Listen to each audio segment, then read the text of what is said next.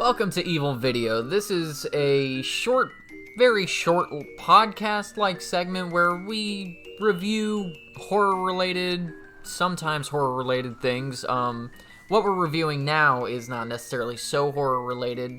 It kind of is. It's very apocalyptic. But yeah, who is with me? My name is Kara Taylor, and I'm with you.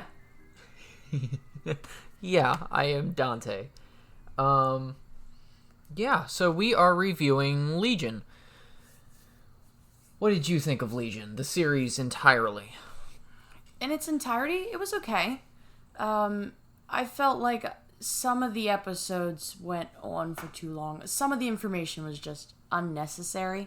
Yeah, but like give a very broad opinion. What do you think? A broad opinion? Yeah. I liked the fact they didn't go on forever or get canceled so that they suddenly had to end it, like they had a plan for it. Even though some... Did they get canceled? No, they didn't get canceled. They didn't? No, it was always meant to have 3 seasons. Okay. FX said that. Yeah, they wanted to have a definite ending to it.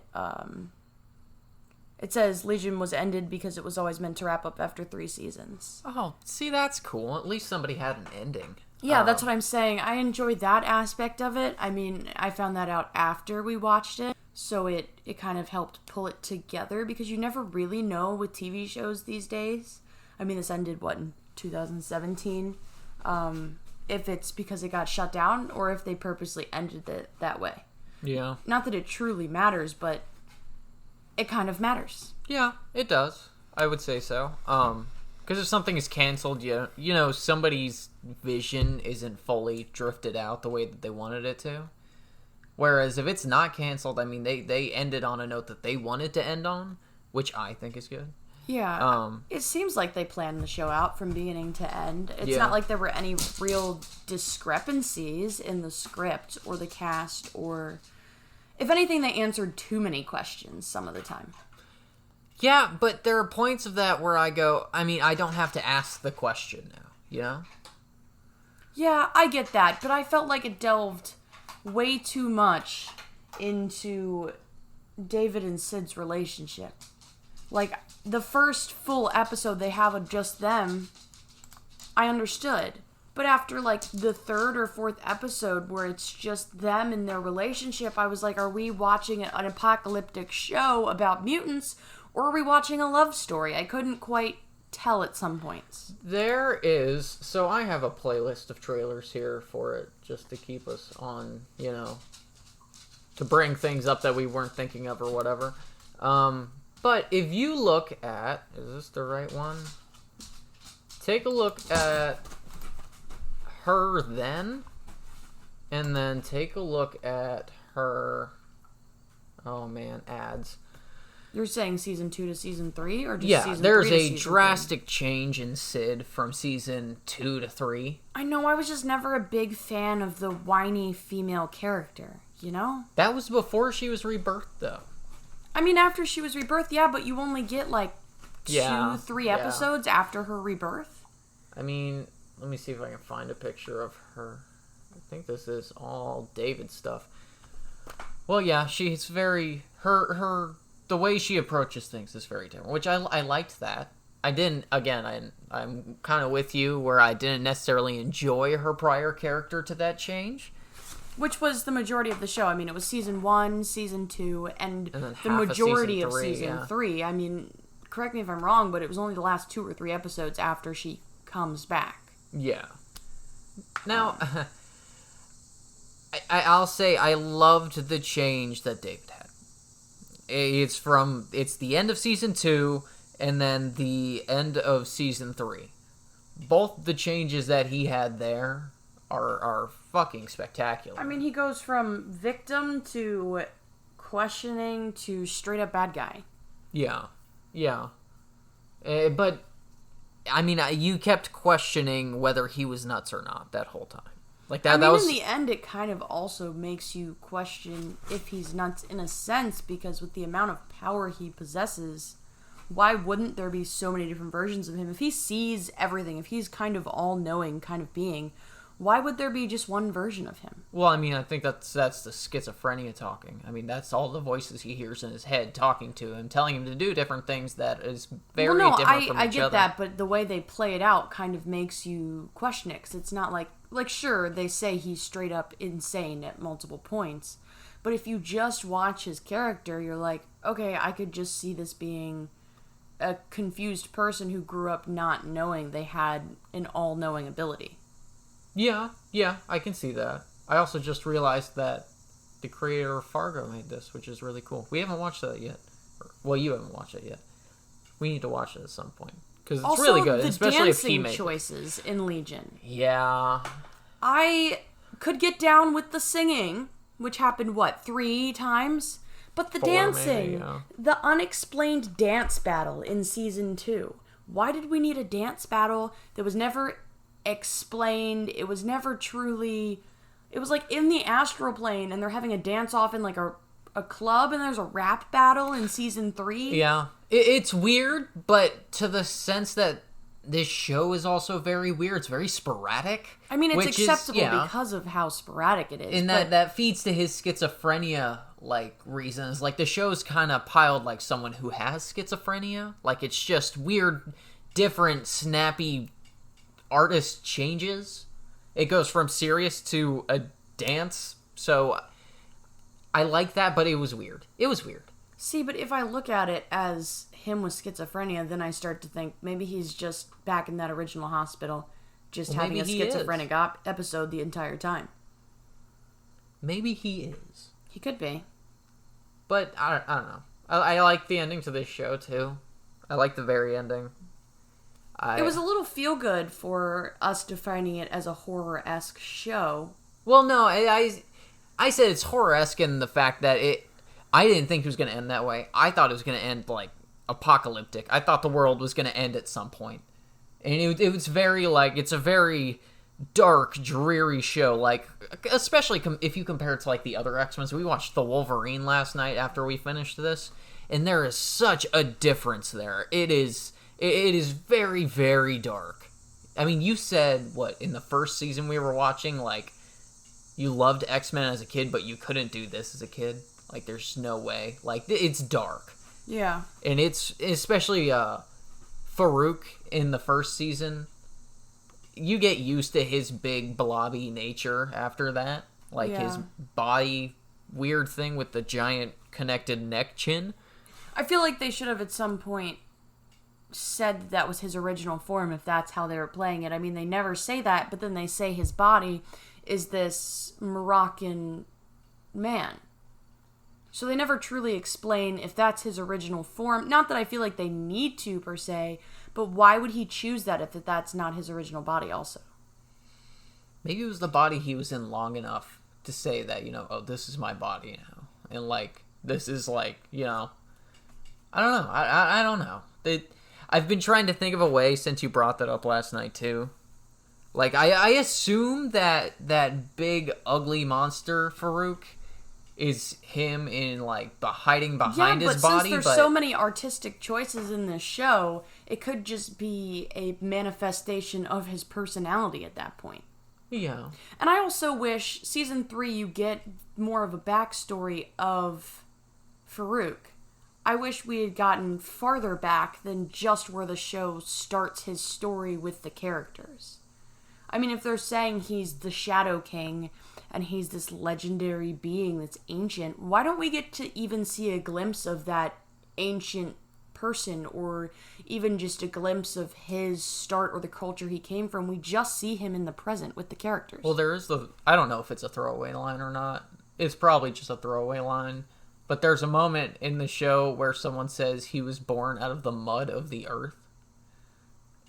I don't necessarily know what that means. I don't think in this, people aren't necessarily, other than the time travelers, there's nothing that supernaturally just kind of appears. And even the time travelers appear to be born in human form from other humans. Okay, so let me ask you this. And I'm not saying this like you're dogging the show. Let's just separate this. What did you like? Give me a bullet point list of what you liked. 3 things. I liked Switch's story arc better than the other characters, if I'm honest. Maybe because it was so short-lived.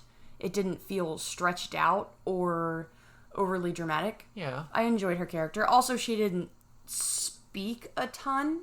I like where she ended up.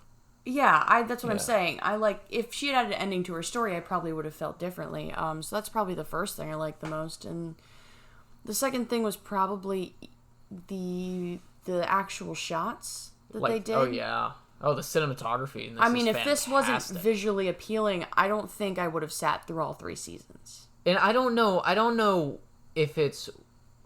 I don't know whether it's, like, the camera they used itself, or it's the, the It's a narrating of, combination like, the of widescreen. everything. It's the cinematic views, it's the artistic styles, it's Well, the no, tiny choices. I don't know whether it's, like, the camera they used itself to do the shots, or going from the wide pan to the really wide screen where, like, it has the black boxes on either side that makes it just feel like a movie. Like, for some reason, that just adds to the effect that it feels like a movie. It feels more like a video game than a movie to me. A video game. Yeah, I can see that. The way it widens and shrinks and the amount of action scenes there actually are. You know what I'm saying? Yeah. No, I'll agree to that. Like, that would definitely be one of my bullet points as to that. The cinematography in this and the art direction is amazing. It's fucking amazing. I think the third thing I liked the most was the mystery of season 1. Once they kind of removed that mystery and gave you a flat out answer, that's when it started to lose its appeal to me until you started to get to the conclusion, and then you just held on to see where it would end up. And the conclusion is good, but it's that filler stuff that I'm like, I know way too many answers to be interested in these. I don't know how many episodes it was. I didn't count where I got bored during the episode, whether it was 5, 6. It wasn't like a full entire season. It was just episodes here and there where I was like, I don't need this. I could skip this and I could still be fine. Yeah, no, I'll say, I mean, like I said earlier, like, for some reason with this show, each season has a certain amount of episodes you have to get through to get to the point that you're like, okay, all of that is way cooler now because now I'm here. Like season 1, it's way cooler once, like, they go into the asylum the second time. Like, it's definitely, everything before that's way cooler. The dog is in the background.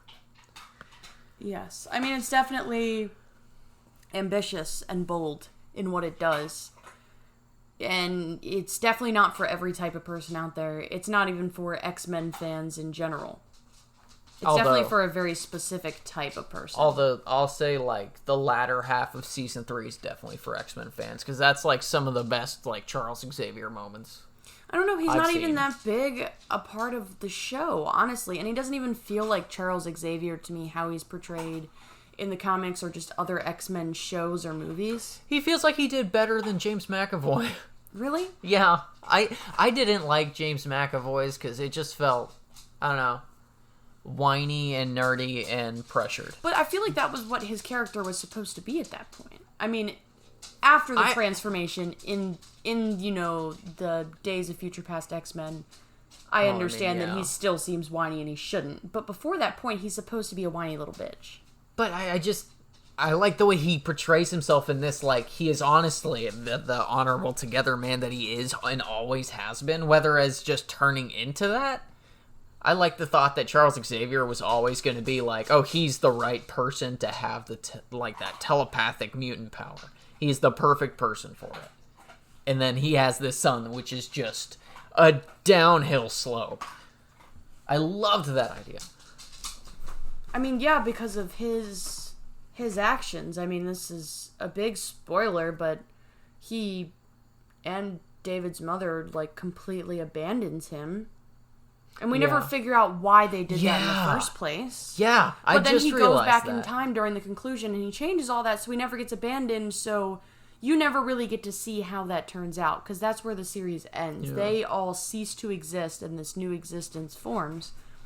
Like, I like that aspect, but I wish I knew why they abandoned him in the first place, because they caused the end of existence as every being knew it by doing that to a baby. Is it because Xavier saw Farouk in David's head, and so, like, he gave David away because he thought, it was just a baby at the time? I don't think he would do that, though. I think after he had that big fight and thought he defeated him, why would he send his own only child away when he saw the immensely powerful mutant he just battled with in his only child's head? Why would he send him away for that reason? Well, and again, could be another throwaway line, but there's a point at the very end where Xavier says to David, I thought you were only a baby at the time. Like, I just thought of you, oh, this is just a baby. Rather than being like, oh, I'm his father. See, but that doesn't make sense for a telepath to see a child and be like, oh, they're just a baby. Again, I don't know if that's the case. That's just my idea of it. Especially since, again, it's not explained. They show flashbacks later when David reveals himself to Charles as an adult of David remembering being a baby and seeing his parents from his crib.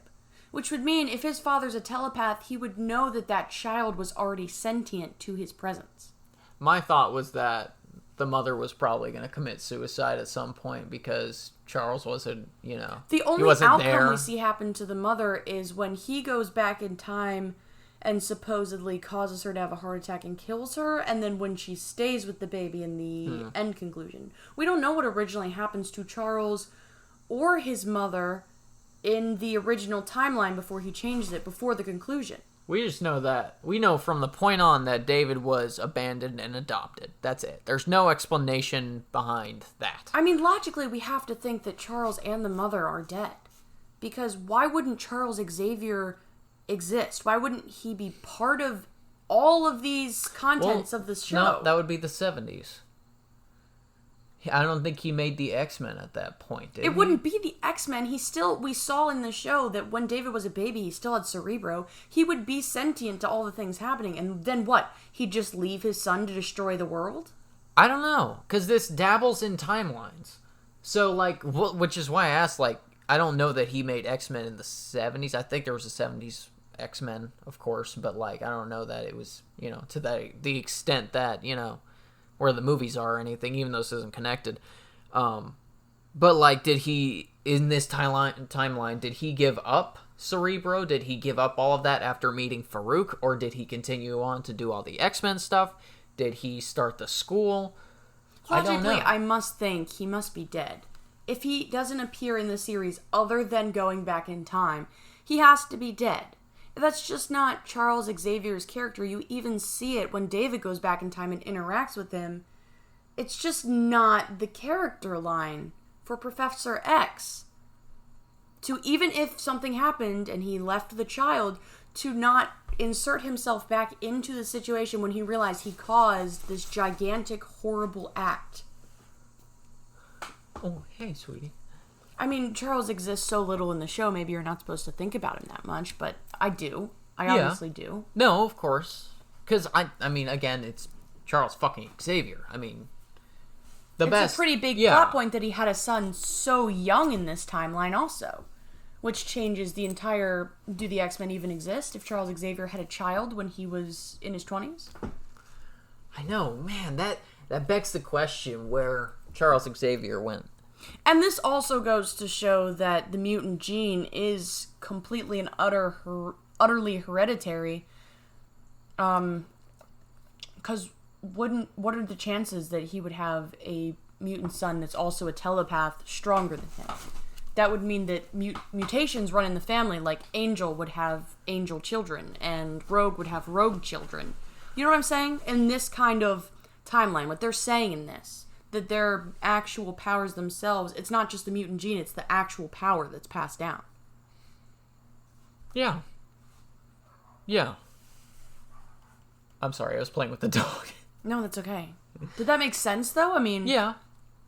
No, it does make sense. But I'm trying to think, did they establish any kind of hereditary gene explanation of any sort like that? That's one of the things they didn't classic explain. X-Men? No, I don't think so, because I don't think they've ever had an instant where a mutant has had children in X-Men before. Have they?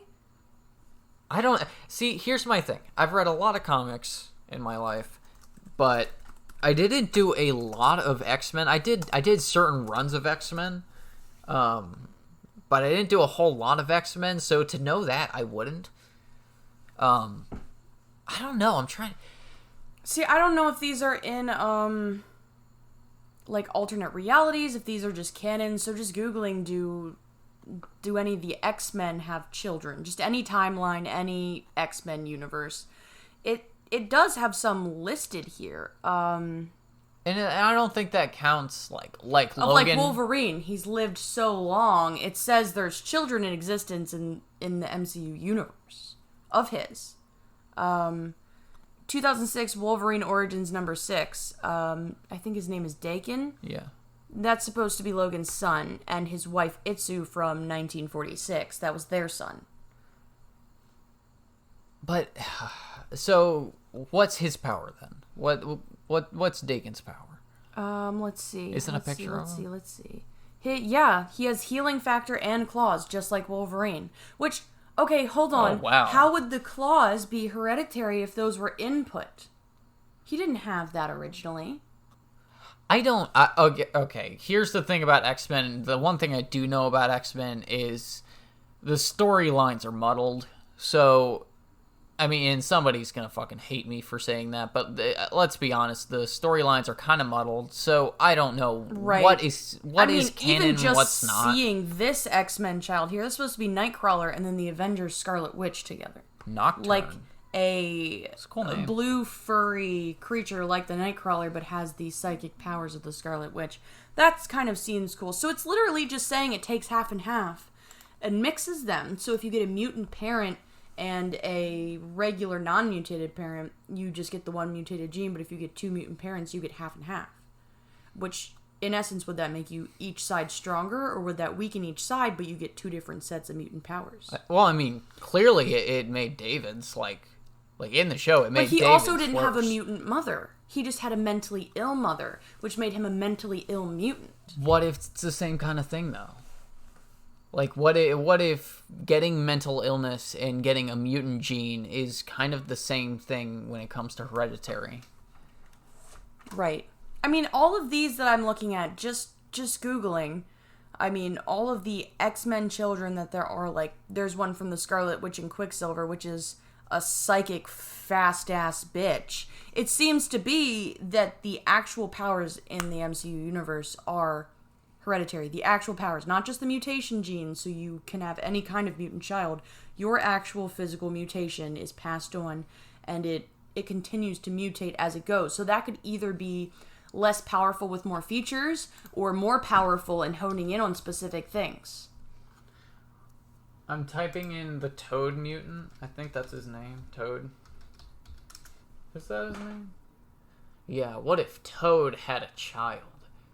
Here's one. That'd be A gross. child of Cyclops and Jean Grey in one of Marvel's future timelines. So she's literally a little bit of everything. Well, anyways, this is about the show. But what okay, so we clearly thought some bad bullet points are, I mean, it goes, the art direction is amazing. But again, the dance just kind of jumps in there. And it maybe, I don't know, maybe that was a theater choice. Maybe that was a choice because of his schizophrenia, because of some specific art direction. But the dancing did feel corned in.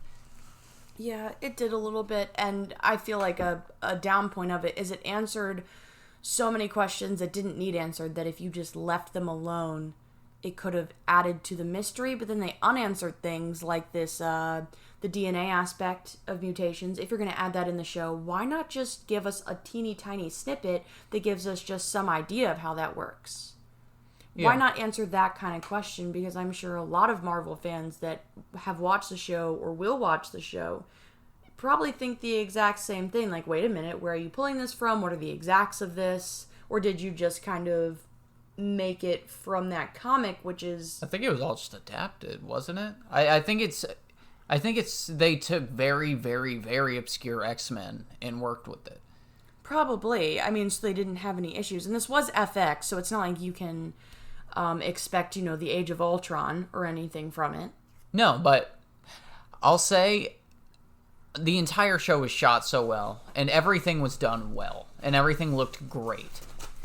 The acting was not wonderful. Side note here, Nightcrawler is supposed to be Mystique's son.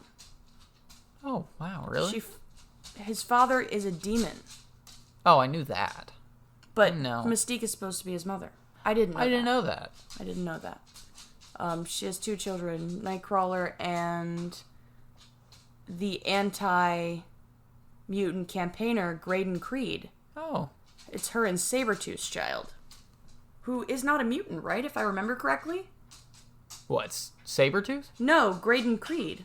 No, I don't think so, no. Yeah, so if Mystique and Sabretooth had Graydon Creed, that would mean you can get a non-mutant. Maybe it's like, eye color genetics.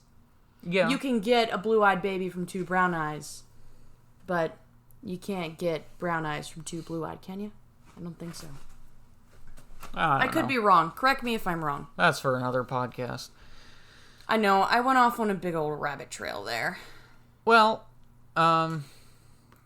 what bad things about the show? I guess not bad things. Things that hindered the show. I feel like I've brought up everything. It made me question a lot of things that distracted from the actual show itself, and then answered things that would have drawn me in more to the show. Okay. I thought some of the acting wasn't great. Okay, but they also pulled not no names, but lower actors. You can't expect... Yeah, my other rebuttal back to that is... I mean, I guess it's not a rebuttal. It's more of, a reward. But even though the acting isn't great, it's also on TV. It's made from FX. And they're pulling great art direction to make you see that, differently. And like, it makes me look like Maybe X-Men shows are HBO. Not smaller, great actors, because they did, all in all, a great job, better than I could do. Maybe they were trying to say how you view it is how the show is going to be. It's not about who this character is physically. It's about the viewpoint of the entire set of circumstances. Maybe they were trying to distract from that, because FX has pulled bigger name actors before for stuff like this. Yeah. Maybe that was another artistic choice, choosing these actors they knew would do a great job in some scenes and subpar in some others, and make you confused as to why they chose them, Yeah. Maybe it was another artistic choice. I think it helps with the obscurity of the show and the way it wanted to go. So yeah. So overall, after discussing all of that, how do you feel about it? I liked it overall. I wish they had one connecting character. If they're going to say this is the X-Men universe and it's dealing with alternate timelines, I wish they had one X-Men character be their X-Men character. Like, use, not that they would ever get him, but, the most popular Professor X as Professor X. Or putting somebody in there, even if it's just throwaway, walking in the background, to connect it, maybe. Well, it didn't want to be connected, though. So this show's not canon. This show, I think what they wanted was like a standalone thing. No, I get that, but I just wish there had been Nostalgia? something. I mean, they put Charles Xavier in there. It's not that far away from X-Men once he's there. Yeah. If they wanted to keep it completely separate, they went back to him. what, 50s Xavier? Yeah. So yeah, like 1950s. So yeah. I mean, X-Men's still a viable thing, but again, they work with timelines in the changing of time. So who knows? Because Right.